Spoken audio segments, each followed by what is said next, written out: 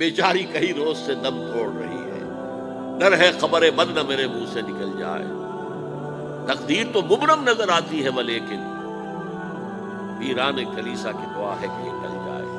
تو پہلی بات میری ختم ہوئی، عالمی نظام خلافت دنیا کی تقدیر مبرم ہے، ہو کر رہے گی، اس میں کسی صاحب ایمان کو کوئی شک، کوئی شبہ، کوئی ریب نہیں ہونا چاہیے۔ البتہ اس کا اب دوسرا پہلو کیا ہے، اس کا آغاز کہاں سے ہوگا؟ پہلی بات تو یہ، ہمارے بعض لوگوں کے ذہنوں میں، سادہ دل لوگ وہ سمجھتے ہیں کہ پوری دنیا میں ایک ہی دفعہ آ جانی چاہیے، یہ کوئی علاقائی خلافت تو نہیں ہو سکتی، خلافت تو عالمی ہوتی ہے۔ ان سے میں کہتا ہوں عالمی خلافت کب تھی جناب؟ یہ تو نہ خلافت راشدہ میں عالمی تھی، کیا ہندوستان شامل تھا اس میں؟ کیا چین شامل تھا؟ کیا یورپ شامل تھا؟ اور پھر جو خلافت کے نام سے جو ملوکیت چلی ہے وہ بھی صرف دور بنو امیہ میں کہہ سکتے ہیں کہ وہ پورا عالم اسلام کم سے کم اس کے تحت تھا۔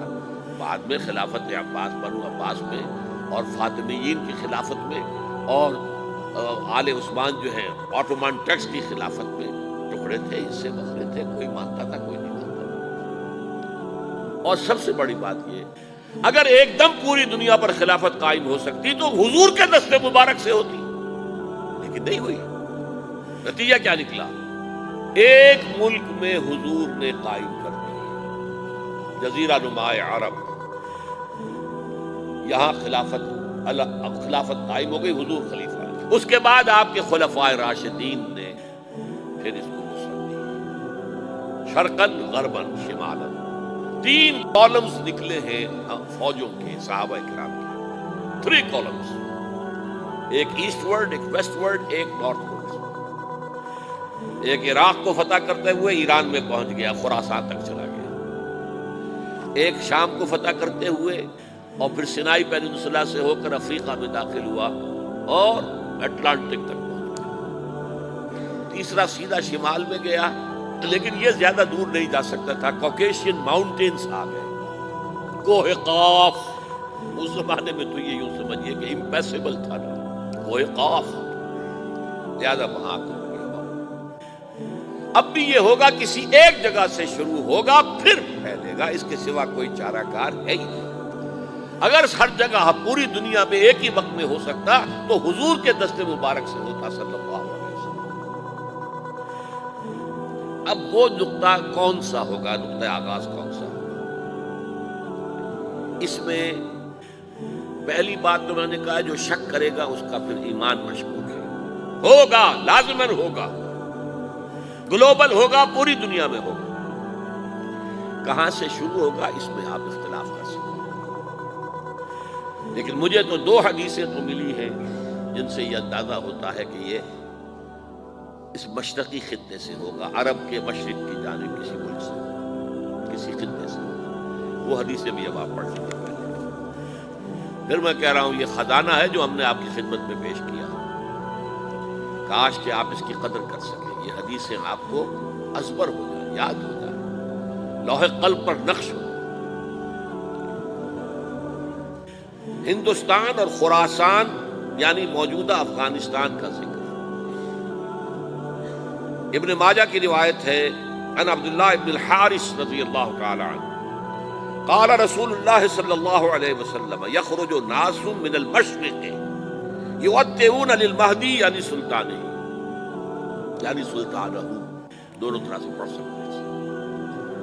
حضرت عبداللہ ابن حارث فرماتے ہیں رضی اللہ تعالی عنہ کہ حضور نے ارشاد فرمایا، مشرق کی طرف سے وہ فوجیں نکلیں گی، لوگ آئیں گے جو عرب میں مہدی کی حکومت قائم کریں گے۔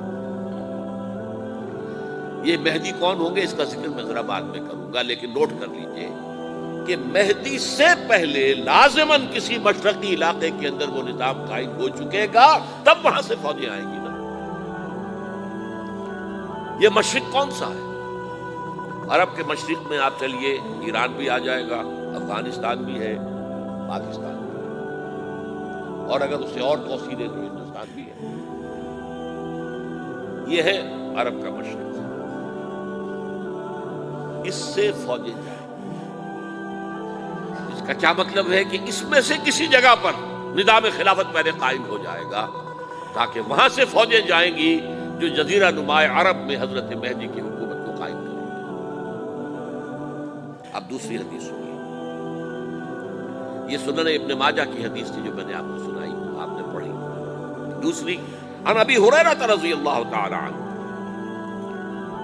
یہ ترمذی شریف کی روایت ہے، قال قال رسول اللہ صلی اللہ علیہ وسلم یخرج من خراسان رایات سود لا يردها شیء حتی تنصب بإیلیا، خراسان کے علاقے سے سیاہ جھنڈے لے کر فوجیں آئے گی، ان کا رخ کوئی موڑ نہیں سکے گا، ان کو پیچھے پھیر نہیں سکیں گے کوئی بھی، یہاں تک کہ وہ یروشلم میں جا کر جھنڈے نصب کر دیں گے۔ ایلیا حضور کے زمانے میں یروشلم کو کہتے ہیں۔ یہ یروشلم تھا جب حضرت سلیمان کی حکومت تھی، اور یہاں پر معبد سلیمانی، ہیکل سلیمانی قائم ہوا۔ پھر یہ یروشلم گرا ہے تاریخ میں، یہاں تک کہ سن 70 عیسوی میں جب ٹائٹس رومی جنرل نے اس کو گرایا، ختم کیا، سیکنڈ ٹیمپل گرا دیا، اور یہاں سے یہودیوں کو کہا نکل جاؤ یہاں سے، کوئی یہودی باقی نہیں رہا، تب بالکل تہو بالا برباد کر دیا۔ اس کے کوئی 150 سال بعد ہیڈریان، رومن ایمپرر ہیڈریان، اس نے پھر دوبارہ آباد کیا اس شہر۔ 150 سال تک یہ بالکل بنجر اور بالکل غیر آباد پڑا تھا۔ اب ہیڈریان نے جب آباد کیا تو اس کا نام ایلیا رکھا، اب یروشلم نام نہیں تھا۔ تو حضور کے زمانے میں پھر اس کا نام ایلیا تھا، اور اب اس سے کیا معلوم ہو رہا ہے کہ یہ یروشلم مسلمانوں کے قبضے سے اس وقت نکلا ہوا تھا، ایک دفعہ پہلے نکلا تھا، سن 1099 عیسوی میں مسلمانوں کے ہاتھ سے نکلا، کروسیڈرز عیسائیوں نے آ کر اس کو قبضے میں کیا، لاکھوں مسلمانوں کو مارا، قتل کیا۔ اس کو 1187 عیسوی میں واپس لیا ہے۔ کس نے لیا ہے؟ صلاح الدین ایوبی، کرد۔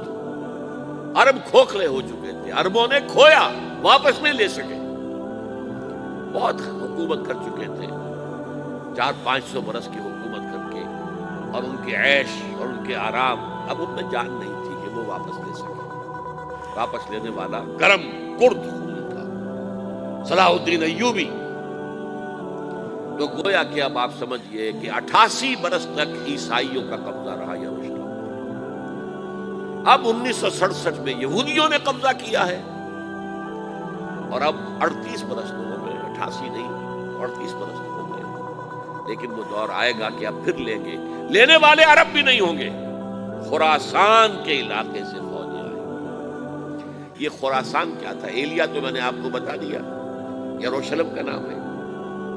خراسان اس زمانے میں ایک بہت بڑے ملک کو کہتے تھے، کچھ حصہ پاکستان کا بھی اس میں شامل ہے، کچھ حصہ ایران کا بھی ہے۔ ایران کے اس حصے کو اب بھی خراسان کہتے ہیں، وہ ایک صوبہ ہے۔ خراسان ایک صوبہ ہے ایران کا، چھوٹا سا۔ پاکستان میں خاص طور پر یہ جو علاقہ مالا کنڈ ایجنسی کہلاتی ہے، اس سے اوپر جتنا علاقہ ہے، اور یہ جو واخان کی ایک پٹی آتی ہے اوپر، واخان افغانستان کی ایک پٹی سی دم سی چلی آتی ہے جو جا کر چائنا کی سرحد سے مل جاتی ہے، یہاں سے لے کے یہاں تک یہ جو مالا کنڈ کا وہ درہ ہے اور پہاڑ ہے، یہ بھی خراسان کا حصہ ہے۔ باقی تقریباً 2/3 آف افغانستان ساؤدرن حصہ نہیں ہے خراسان کا حصہ، یہ سیستان کہلاتا تھا، یہ خراسان نہیں ہے۔ لیکن یہ کہ اوپر کا 2/3 آف افغانستان، اور اس کے ساتھ یہ جو عرب، جو اب یہ ترک ممالک آزاد ہوئے ہیں سوویت یونین کی ڈسولوشن کے ساتھ، یہ سارا علاقہ کہلاتا ہے خراسان بزرگ، دی گریٹ خراسان۔